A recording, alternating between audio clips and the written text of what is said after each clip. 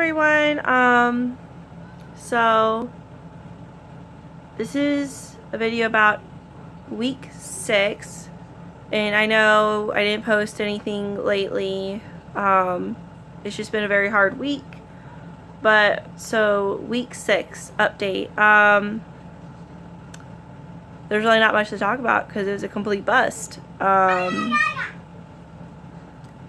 I did have my friend Amy over for a few days, and then I wasn't feeling good, and like I said, I was going to talk to my doctor to see what's going on with my back because it was hurting when I would do like simple chores, like when I would do it all day, or when I would do simple workouts, but just like after a while my lower back would just start hurting. So I did talk to him, and they gave me some medication, and I'm not a big fan of being on medicine, but if it's going to help me get through the day and to build back muscle strength or whatever, like back muscles, because I don't know what it is. They haven't figured out what's wrong with my back, but we possibly think that it's because I have weak lower muscles, so I just need to like strengthen those up, build it. And my doctor says I do need to lose weight, and he's proud of me because that I am trying. And see here, what else happened in week 6? Really nothing, because I didn't really drink any water. I didn't eat a whole lot, but I did eat a bunch of crap food, just not a whole lot of it. And then not much. Well, I did take my son to the doctor for his physical because he has to be enrolled soon on the 6th, and then he starts school the 15th. And that is scary, but I'm really glad that he's going because he really needs the help. But Seth is like 42 pounds, and I'm glad because we've struggled for him to gain weight for the longest time because he just wouldn't eat anything, but now he's growing and he just is hungry all the time, and he's a little bit over 3 foot tall. So yeah, my baby's getting tall. He's growing so fast. And what else? I don't know. All I know is that, okay, on Friday, my weigh-in, I weighed at 268. So, okay, sorry, I had to pause there for a second, but 268 pounds, and that's another 1 pound loss, even though I had like a pretty crap week, and I wasn't as active, and I wasn't drinking all my water, but because I just didn't eat as much, I just somehow still, lost another pound. Even though it wasn't the greatest way to lose it, I still lost something. So, yay, that's 8 pounds total. So I'm very close to my first, 10-pound loss goal. I mean, it wasn't like a whole big thing for me to lose 10 pounds at first, but my end of August goal is 265 pounds. Is to at least weigh 265 pounds, and I'm now at 268, so I'm 3 pounds away. I have 4 more weeks, so I think I'm gonna surpass that goal again, just like I did in July. And now that I have my medication that's gonna help me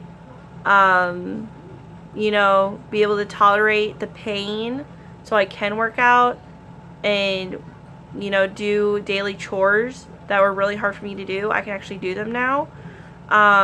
They gave me 3 different things, so I don't have to take one specific thing all the time. And the one thing I do like to use is the patches, like lidocaine patches, and you just put it on the area that is having issues, or you have pain, put it on there. They're very low dosage, but they do work, and I think that's it's a better way instead of to take a muscle relaxer, because they can make you so drowsy and tired, you won't be able to like drive. You can't like it's just hard. I think I've already fell asleep 2 days in a row now during the day, basically taking a nap. And thank goodness today Seth actually took a nap with me, so I actually did not fall asleep while he was awake, because falling asleep while a toddler is awake spells disaster. You don't know what they're going to get into. Goodness gracious. They can like destroy the house. Even if you had just it clean, they'll just like take crayons and mark it on the walls. They'll like get into the food in the fridge. They'll leave shit open and all of this, and it's just crazy. But yeah, so that was week 6. Crazy. And I do plan on doing a lot better for week 7, because I want to lose, if I'm going to lose a pound, even if it's just a pound, I'm going to do it the right way. I'm going to drink more water, you know, eat a little bit healthier and drink my water. It's just week 6 was bleh. But I actually lost a pound, so it's still showing me that I can still get back into it. I don't have to feel like crap because I didn't do well. I'm still continuing this journey, because there's no point in wallowing and whining because you didn't do well. You still got to get off your ass and work for it. It's just, I have like this sheet, like this little, not roster, what is it called? Like a diagram or something. And so on my notepad thing, I'll just show it in one of my videos later, but each line, like on the margin, whatever, paper, lined paper, each line has a week. Actually, it shows the month and what number day that is of the month. So like this past Friday was August 2nd, and I have it on that day, and I'll record what I weighed. And then on the other side, I will list. But on the other side, like of the paper, I jot down like, hey, you did good, but you need to do better. Just keep going. Like motivational stuff. But also when I put the weight that I record on it, I'll put like in parentheses on how many pounds I lost that week. So, yeah. So, I mean, it's something small. I actually did something like that before, but it was like, it would say week 1, week 2, week 3, or something like that. And then I would put how much I weighed, and then I would put like my measurements of my body. And that was just like too much for me to really deal with. So, yeah. This way I can just record the actual days during that month on every Friday. It also reminds me that I need to weigh that day, and I'll just record it, write it down. I actually color code it too. You know, like the traffic light thing. There's red, green, yellow, or red, whatever. You know the colors. And red is for if I gained, green is for when I lost, and orange is for when I just like kind of just maintained the weight. It's neither good or bad. So yeah, that's basically it. Oh, anyways, I just gotta wrap things up here. It's really late, and somehow Seth is still awake, and he's got school soon. So I just need to get him on a schedule, and I told Devin that it needs to happen Monday, starting Monday.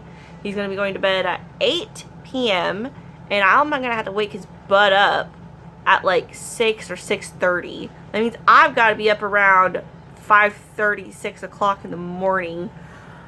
Ugh. Great thing about your children going to school is that you get to have free time to yourself to do what you need during the day. But like the con of it is that you have to wake up with them. Like you have to wake up as early. And I haven't had to wake up that early in the morning for a long time, for quite a few months now, since I lost my job. I just, yeah. Even though that job I didn't have to wake up as early because I'd work from like 11 to like 7:30 or so, but there was days where I had to be at work at 6:30 in the morning. And you know what? I'm sorry.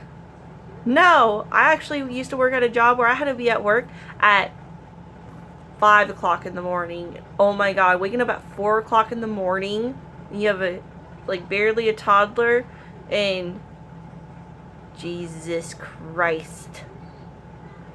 Goodness. I said I was going to wrap this up, didn't I? And I won't stop talking. Well, anyways, good night, everybody, because this woman is going to go to bed and get shit done tomorrow and clean the house and work out and all that. And you know what? Next Friday, I'll have a better video to talk about being more successful, and it's gonna happen. So good night.